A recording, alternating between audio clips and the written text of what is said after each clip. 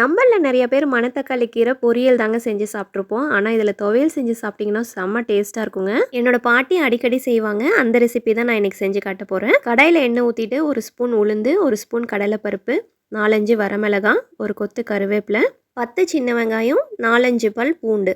இது எல்லாத்தையும் சேர்த்துட்டு நல்லா அந்த எண்ணெயிலே வதக்கி விட்டுறணுங்க. வெங்காயம் ஓரளவுக்கு வதங்கினோடனே ஒரு கைப்பிடி அளவு மணத்தக்காளி கீரை வாஷ் பண்ணி இதில் ஆட் பண்ணிக்கோங்க. கீரையை இந்த எண்ணெயிலே நல்லா வதக்கி விட்டுருணுங்க. ஒரு 2 நிமிஷத்தில் கீரை நல்லா வெந்து வந்துடும். தேவையான அளவு உப்பு சேர்த்துட்டு ஒரு கைப்பிடி அளவு தேங்காய் துருவல் ஆட் பண்ணிக்கோங்க.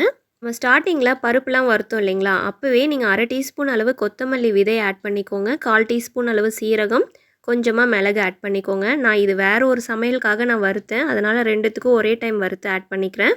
இப்போ இது எல்லாத்தையும் நல்லா ஆற வச்சுட்டு கொஞ்சமாக தண்ணி தெளித்து கொரகொரப்பாக அரைச்சி எடுத்துக்கோங்க. சாதத்தோடு பிணைஞ்சு சாப்பிடவும் நல்லாயிருக்கும், இட்லி தோசை கூட சாப்பிடவும் நல்லாயிருக்குங்க.